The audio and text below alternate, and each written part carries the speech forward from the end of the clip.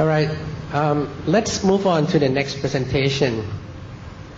The next presenter is Dr. Ashok Banerjee. Right, he's here.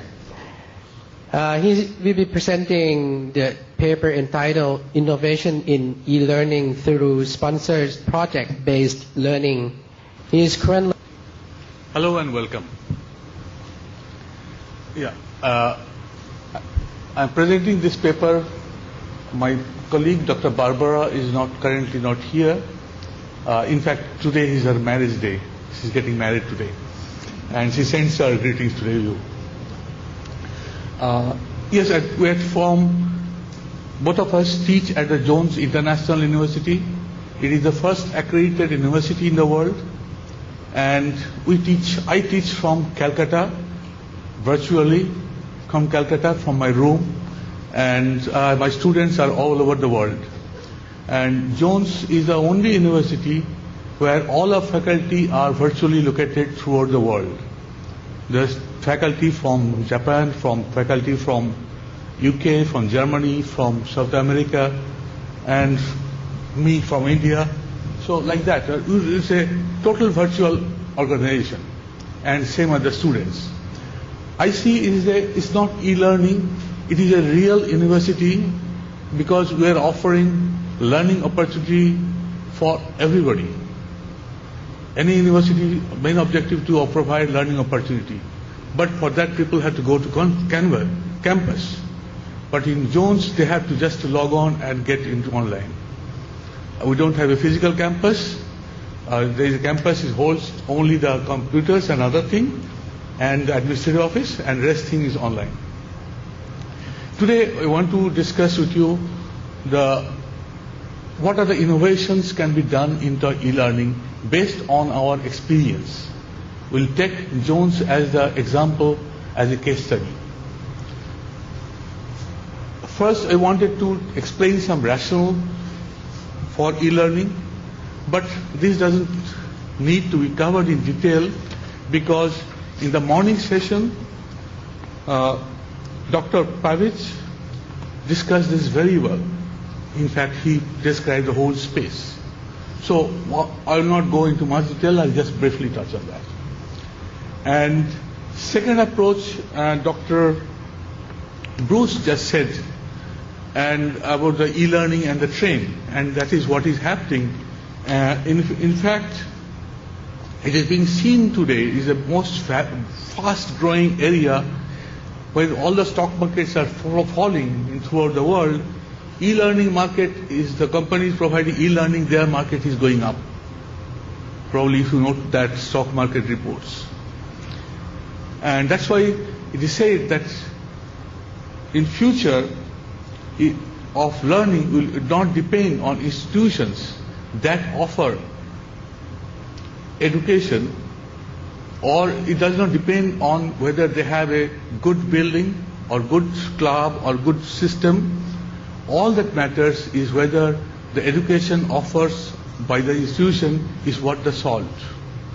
Whether there is a sound instructional design and whether there is a adequate faculty support and learning outcome of this one.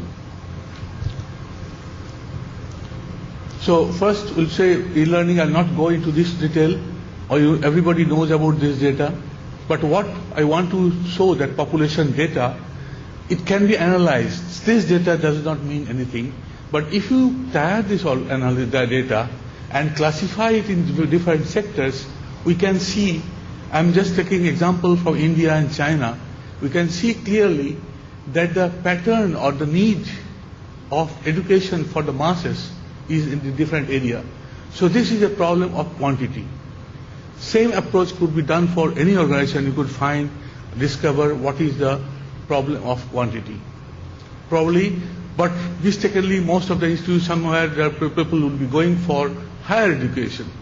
I think I'm very happy to know that TCU is targeting tertiary level. I think that is the right target, and that is where everywhere the main need is there, the education should be provided.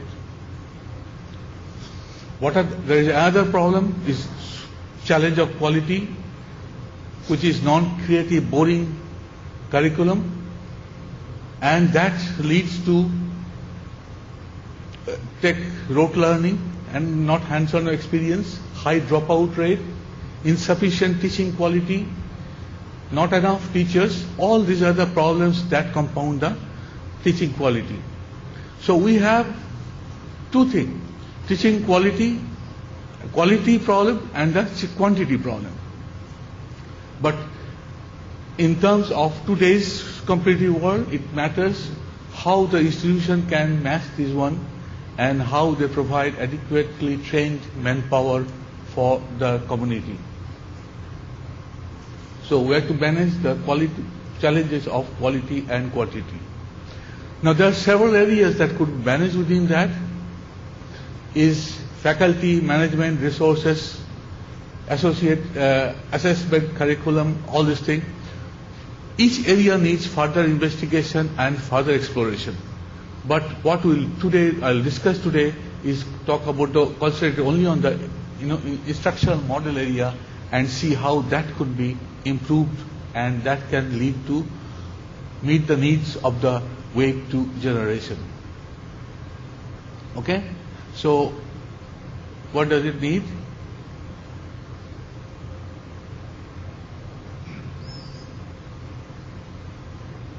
We need to think out of the box. Okay, so let's start the next second phase of the program. There is a common mistake of e-learning. I've been seeing e-learning from the beginning. I've seen a big institution which started with e-learning with a lot of funding, but it went on a wrong direction, it failed. In fact, if that institution was successful in e-learning, they could have directed it, it could have been the leader today. But management direction was just at that time putting all the lectures online. No pedagogy was considered, no methodology was followed. All they wanted is lecture, take the lecture of the lecturer and put the video online or the notes online. What we're saying that information resource is there. All the knowledge is also in the book. If you have a library in your institution, does it make anybody knowledgeable? Just by buying a book, nobody becomes knowledgeable. To become knowledgeable, there has to be some way of synthesizing this knowledge. Similarly, having a library is not enough.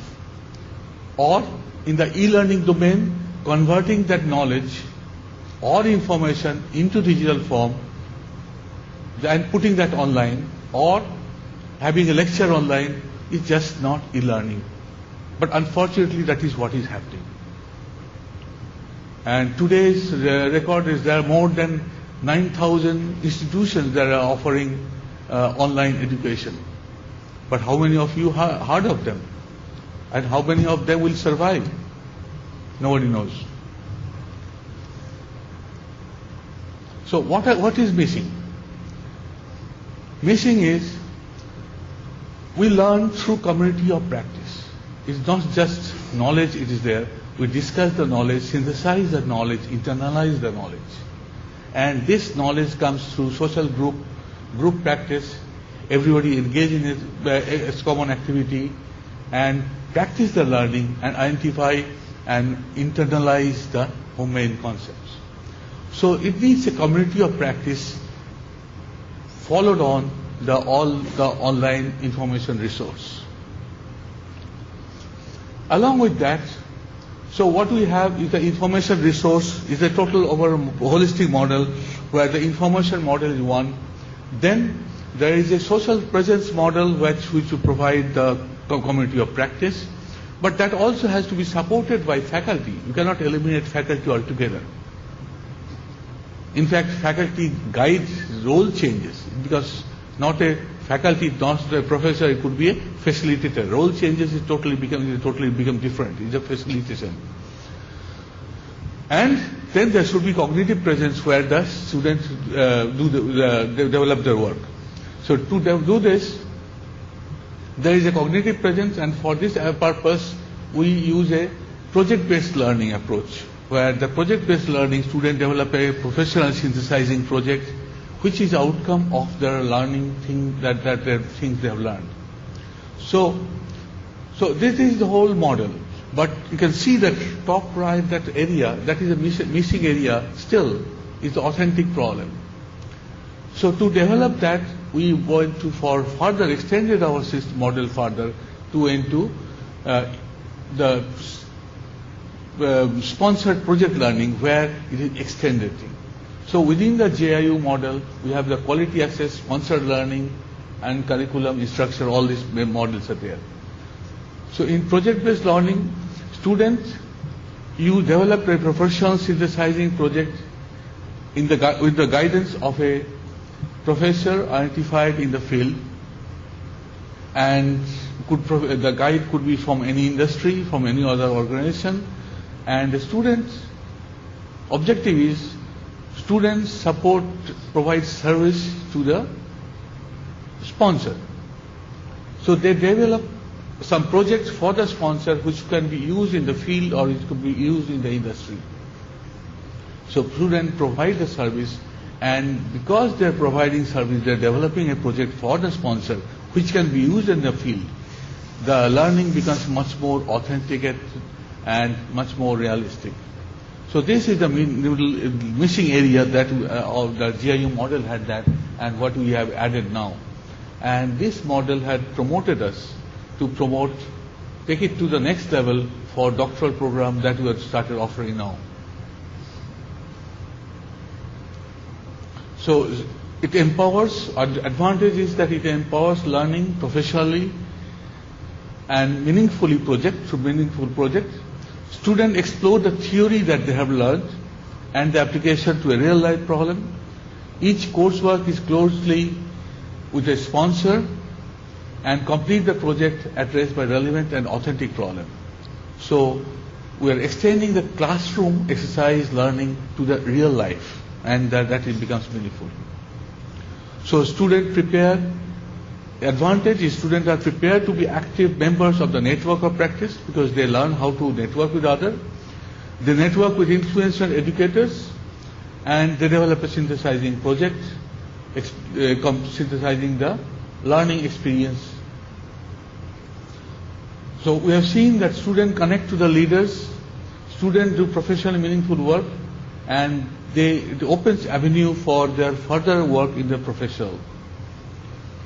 Who are the sponsors? We select we give the task to students to select the sponsor of their choice, but the sponsors are to be leaders in the field, and they help to ensure the project is related to the course topic. And just right at the beginning, the student has to declare who is the sponsor, and the student then throughout the course, the sponsor monitor the project, and about 1.5 hours every week is devoted by the sponsor. But at the end, as we have seen, at the end when we started the project, sponsored project, the result is fantastic, both from the student and from sponsor. That way we are creating external link from the student. It becomes a community, extending the community of practice. We have made an assessment, and assessment showed high quality portfolio ready projects, sponsored appraisal of student learning, supervising professor appraisal of student learning is also higher, student satisfaction rating of the learning is also higher, course retention, that is one main problem of the virtual university is the retention of students. We have found that our retention of students between course and in course is over 90%. And also that leads to naturally the high graduation rate and higher progress. And this also all helps them to practice in the workforce immediately.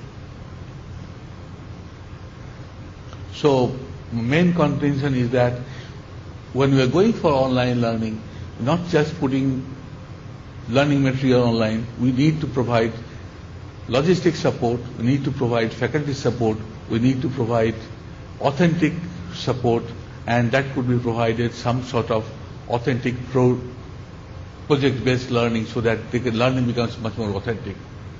So education, we need for the 21st century needs to be educated through 21st century skills. with that, and that needs innovation. So with that, I complete. I hope I am on time. Thank you.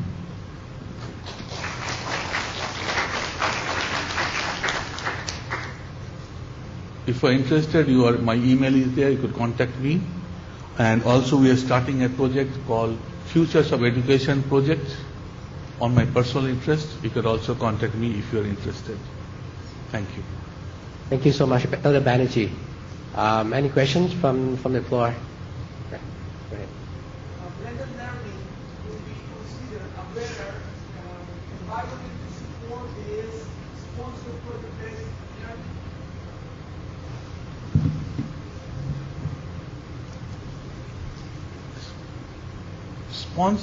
Blended learning is suitable for certain area, and sometimes maybe blended learning model is better than totally virtual. I consider.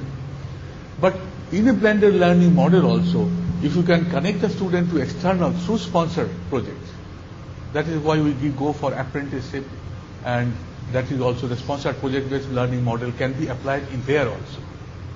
But if you give me choose between totally online or blended learning, I would prefer for blended learning better. But so the answer is yes. There, yes. Okay, thank you.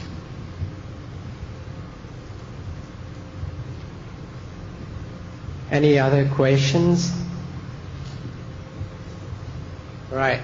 As we all know that Jones International University is really one of the frontier universities in e-learning, especially, you have all courses offering online, right? And even doctoral programs. That's right. Also have bachelor degree program, master, And as well as doctoral. All right. All right. Thank you so much. So I'll be taking this opportunity to give out the certificate of participation. Thank you so much, Dr. Banerjee.